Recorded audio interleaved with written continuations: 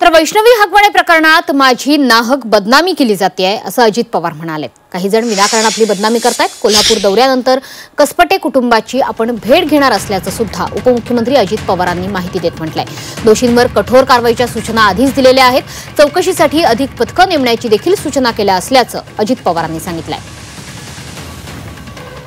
कारण नसताना माझ्या नावाची बदनामी करून मला त्याच्यात टार्गेट करतात। माझा दुरान्वय पण संबंध नाही, पण ह्यांना अजिबात सोडता कामा नये। ताबडतोब अटक करून यांना जे काही आता नवीन आपण काही कायदे केलेले आहेत, जुने कायदे आहेत, ह्या सगळी कलमं लावून यांचे जे कोणी याच्यात दोषी असतील त्यांच्यावर कारवाई झाली पाहिजे। मी काल ज्या मुलीच्या दुःखद घटना घडलेली आहे तिच्या वडिलांशी पण बोललो।